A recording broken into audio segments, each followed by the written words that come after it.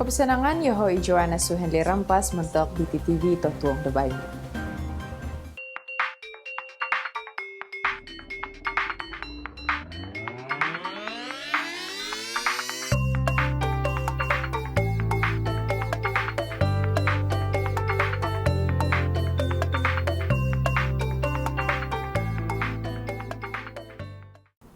Operasi membantras masalah pendatang asing tanpa izin parti di Sabah diteruskan.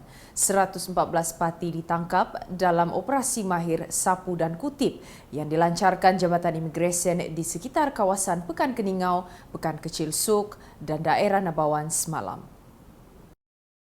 Pengarah Jabatan Imigresen Sabah, Datuk Dr. Muhammad Sadiq Muhammad Amin berkata, operasi itu dilakukan berdasarkan aduan orang awam mengenai kewujudan beberapa rumah kongsi di kawasan perindustrian berkenaan. Seramai 64 orang pegawai imigresen, 3 anggota Jabatan Pendaftaran Negara, 5 anggota Angkatan Pertahanan Awam dan 30 anggota Jabatan Sukarelawan Malaysia Rela terlibat dalam operasi tersebut. Dalam operasi itu, seramai 371 orang diperiksa dan daripada jumlah tersebut, 114 telah ditahan. Daripada 114 yang ditangkap, 55 adalah lelaki dewasa, 15 kanak-kanak lelaki manakala 34 adalah wanita dewasa dan 10 kanak-kanak perempuan. Kes turut disiasat mengikut Seksyen 15-1-C Akta Imigresen 1959 Palang 63 dan Peraturan 38-B Peraturan Imigresen 1963. Datuk Dr. Muhammad Sadiq berkata matlamat utama operasi bersepadu ini adalah untuk membantras parti dan mereka yang melakukan kesalahan mengikut Akta Imigresen. Operasi ini juga menjurus kepada majikan yang disyaki mengambil parti sebagai pekerja serta mengesan mereka yang melindungi parti dan sindiket yang membawa masuk parti ke negara ini. Kawasan Keselamatan Khas Pantai Timur Sabah Eskom turut mempergiatkan operasi untuk mengekang kemasukan dan kewujudan parti yang disyaki menjadi tali barut kepada kumpulan penculik rentas sempadan. Di Kunak, seramai 42 parti ditahan dalam operasi Gasak Laut Siri 3 di 3 perkampungan atas air awal pagi tadi. Dalam operasi jam 3.30 pagi tadi, parti yang ditahan terdiri daripada 24 lelaki dan 18 wanita serta 5 kanak-kanak berusia antara 3 hingga 63 tahun. Komander Eskom Datuk Hazani Ghazali berkata, berdasarkan risikan, kumpulan penjenayah rentas sempadan sering menjadikan perkampungan atas air sebagai lokasi persembunyian mereka sebelum melakukan jenayah. Justru dalam operasi kali ini, serbuan dan pemeriksaan dilakukan di Kampung Pangi Hampilan dan Pangkalan Kunak. Seramai 187 orang diperiksa dalam operasi tersebut dan 42 daripadanya ditahan kerana tidak mempunyai dokumen atau dokumen meragukan. Semua suspek dihantar ke Jabatan Imigresen Malaysia untuk pemeriksaan lanjut sebelum disahkan sebagai parti. Kes disiasat mengikut Seksyen 6-1 Akta Imigresen 1959 Palang 63. Operasi yang disertai Sabah Electricity Sdn Bhd SESB turut melakukan operasi pemotongan bekalan di rumah setinggan yang dikesan membuat penyambungan elektrik secara haram. Eskom akan mempergiat lebih banyak operasi sebegini dalam usaha memburu saki-baki tali barut penjenayah rentas sempadan, kata Datuk Hazani. Sebelum dibuang kerja, seorang bekas pekerja pos Malaysia sempat mencuri lesen kenderaan bermotor di tempat kerjanya. Itu jenayah dilakukan seorang anggota sindiket curi kereta dikenali geng gerudi yang terlibat dalam 5 kes curi kenderaan sejak sebulan lalu di Kota Kinabalu. Ketua Polis Daerah Kota Kinabalu ACP Hajiji Majinji berkata, 3 daripada 7 ahli geng gerudi berjaya ditangkap semasa serbuan di sebuah hotel di Kota Kinabalu pada 28 Februari, hari yang sama selepas polis menerima laporan kehilangan kereta. Pengadu telah meletakkan kenderaan di Hospital Queen Elizabeth II. Kenderaan miliknya sebuah kereta jenis Toyota Hilux nombor SAC 1402A warna kelabu.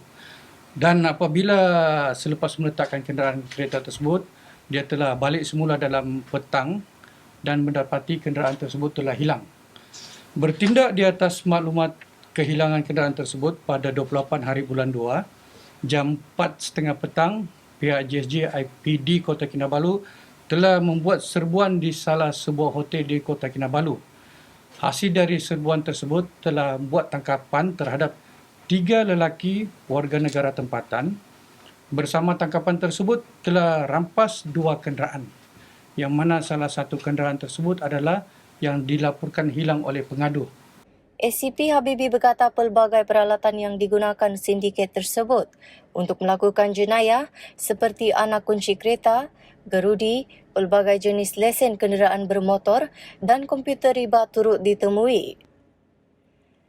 Hasil siasatan lanjut, polis telah menahan 3 lagi ahli geng gerudi keesokan harinya di lapangan terbang antarabangsa Kota Kinabalu. Polis juga merampas kenderaan jenis Perodua Alza dan pelbagai barangan lain yang digunakan sindiket curi kenderaan itu.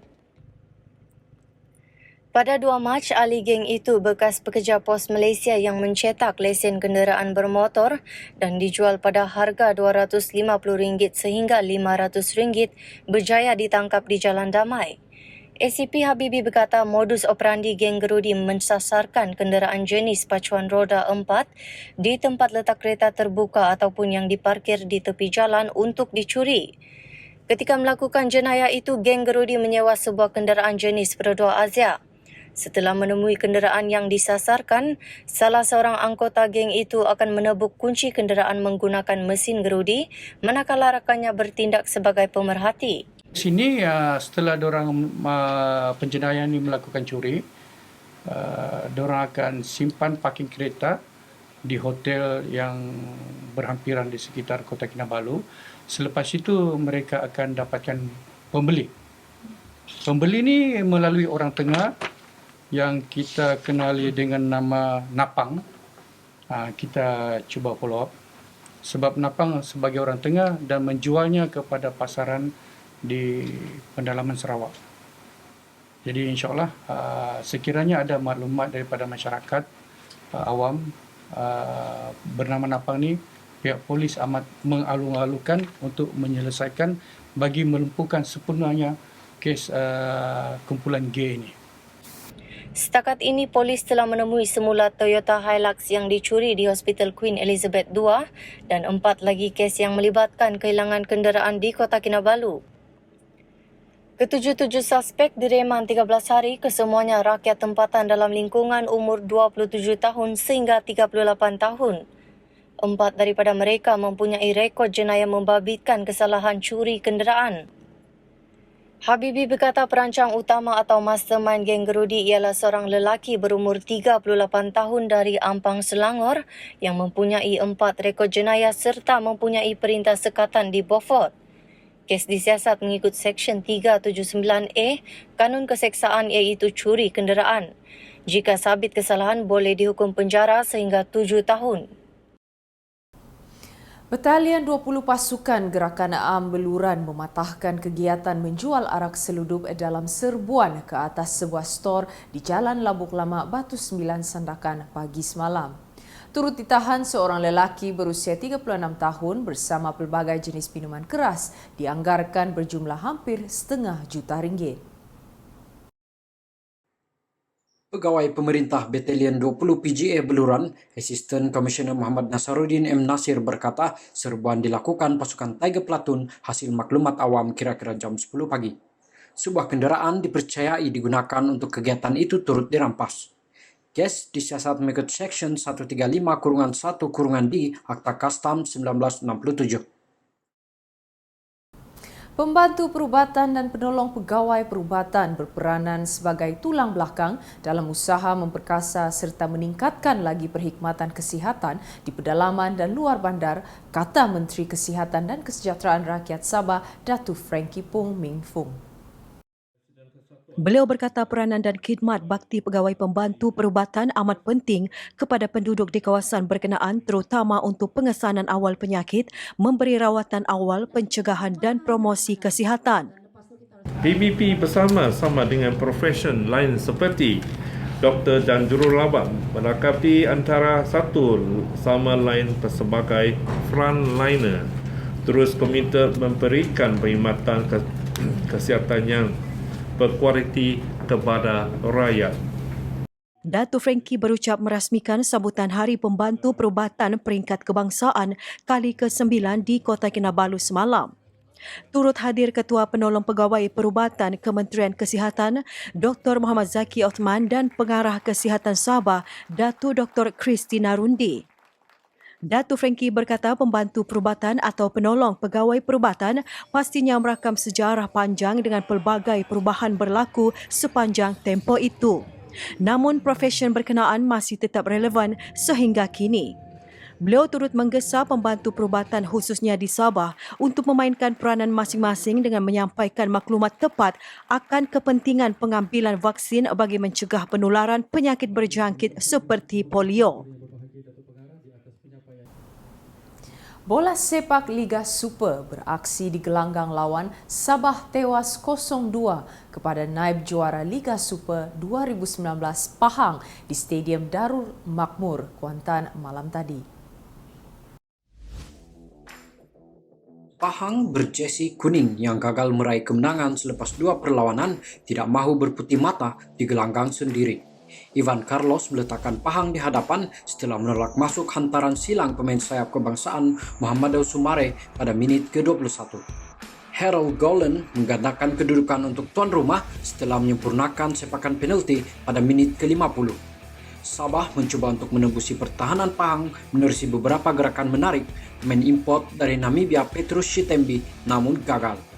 Kedudukan muktamad di Stadium Darul Makmur, Sabah 0, Pahang 2. Dan memang dari awal tim Pahang terlebih dahulu ambil inisiatif untuk melakukan serangan untuk pressing kita sehingga kita kecolongan gol tadi sehingga saat kita mau berkembang mereka tetap pressing kita.